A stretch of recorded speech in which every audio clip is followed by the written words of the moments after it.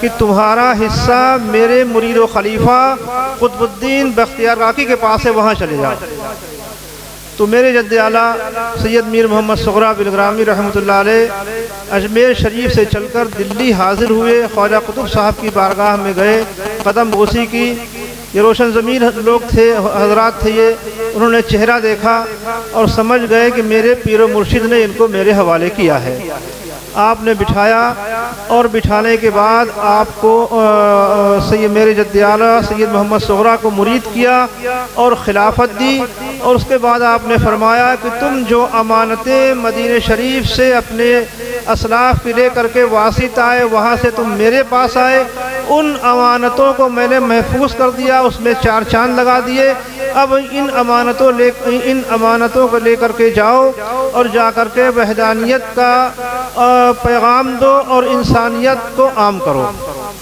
اسی امانت کو لے کر کے میرے جد اعلیٰ بلگرام تشریف لائے، اور لانے کے بعد وہاں پہ آپ نے اپنا اس زمین کو اپنا مسکن بنایا، اور وہاں پہ آپ نے تبلیغ اسلام کی اور انسانیت کے پیغام کو عام کیا۔ 614 ہجری میں تشریف لائے تھے، 614 ہجری میں، تقریباً 825 سال سے زائد ہو رہے ہیں میرے جد اعلیٰ کو آئے ہوئے۔ 825 اس 614 ہجری سے لے کر کے آج تک میرے جد اعلیٰ سے جو سلسلہ چلا آ رہا ہے نسلاً بعد نسل، اس سلسلے کی الحمدللہ ایک کڑی میں بھی ہوں۔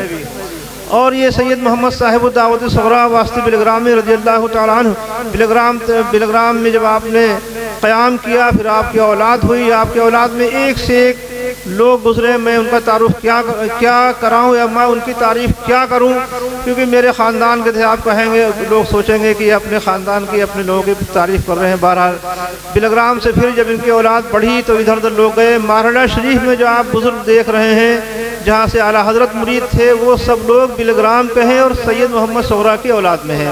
مسولی میں جو بزرگ ہیں وہ بھی بلگرام کے ہیں اور سید محمد صغرا علیہ رحمہ کی نسل میں ہے۔ اس طرح سے ہندوستان کے مختلف خطوں میں آپ کی اولاد پھیلی اور پھیل کے اس نے علم کی خدمت کی اور دین کی تبلیغ کی، اور جس طرح سے کہ آپ کو اپنے پیر مرشد کا فرمان تھا کہ انسانیت کے پیغام کو عام کرو، اس طرح سے سب نے اپنے لحاظ سے دین و سنیت کی خدمت کی۔ آج جو سفر میں بھی کرتا ہوں یا جہاں کہیں جاتا ہوں، مقصد صرف یہ ہوتا ہے کہ لوگوں میں جاؤں، جیسا کہ میرے پیر مرشد کا میرے لیے حکم بھی تھا کہ جہاں جاؤ صرف مقصد یہ ہو کہ لوگوں کو صحیح باتیں، دین کی باتیں بتائی جائیں اور اس پہ عمل کرانے کی کوشش کی جائے، ہے نا۔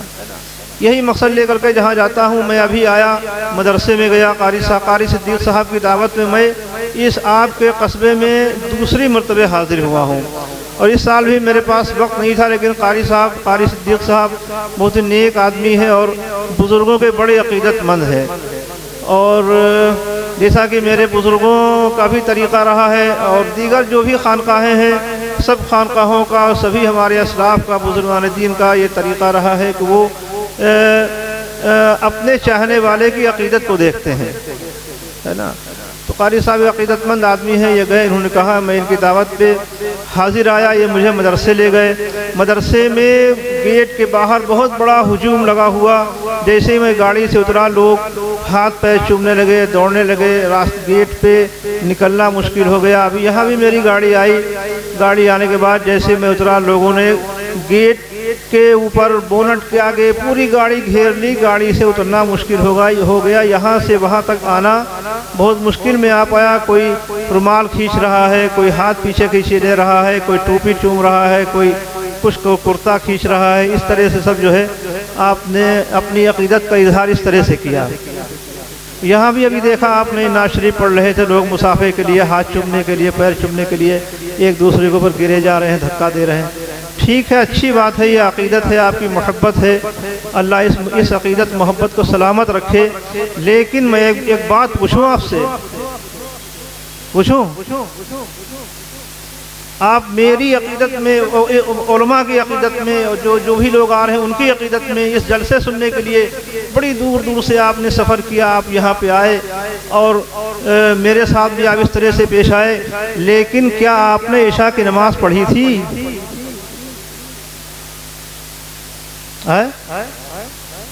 بتاؤ، میرے پیر چومنے کے لیے بےتاب ہو، ہاتھ چومنے کے لیے بےتاب ہو، کرتا پکڑ کے کھینچے لے رہے ہو، راستہ نہیں نکلنے دے رہے ہو. کیا عشاء کی نماز پڑھی تھی؟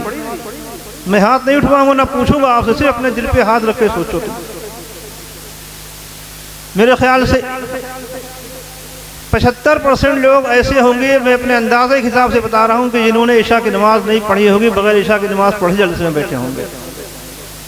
بتاؤ کہاں کی عقیدت، کیسی محبت، یہ پیچھے بھاگنا، ہاتھ کو چومنا، دوڑنا، کھڑے ہونا، چیخنا، نعرے لگانا، دھکا دے رہے ہو، کسی کو چوٹ بھی لگ سکتی ہے، کچھ بھی ہو سکتا ہے، لیکن آپ کی عقیدت کا اظہار اس طرح سے کر رہے ہو، لیکن عشاء کی نماز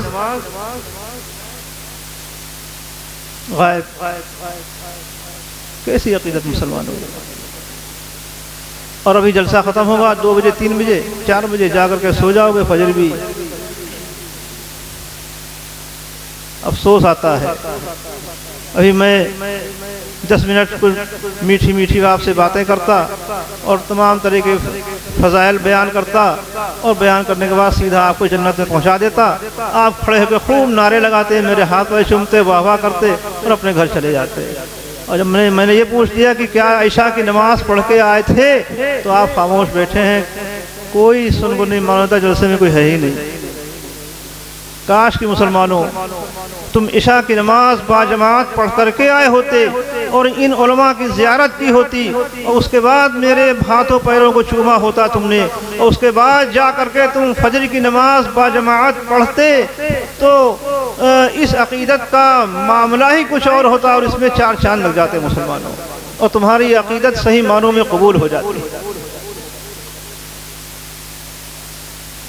جلسوں میں جانے کا صرف مقصد یہی ہے کہ لوگوں کی اصلاح کی جائے اور ان کو صحیح اور اچھی باتیں بتائی جائیں، تاکہ وہ اللہ اس کے رسول کے بتائے ہوئے راستے پہ چلیں اور اس پہ پوری طرح سے عمل کریں، تاکہ ہماری دنیا اور آخرت دونوں مسلمانوں سنور جائے. صرف یہ مقصد جلسے میں آنے کا ہوتا ہے. آپ جلسے میں آئے، اللہ تعالیٰ اس جلسے کو قبول فرمائے، اور یہ بچے جو فارغ ہو رہے ہیں، اللہ تعالیٰ ان کو دین کا سچا خادم بنائے. آپ سب کے روزی میں، رزق میں خوب برکتیں اللہ تعالیٰ برکتیں عطا فرمائے.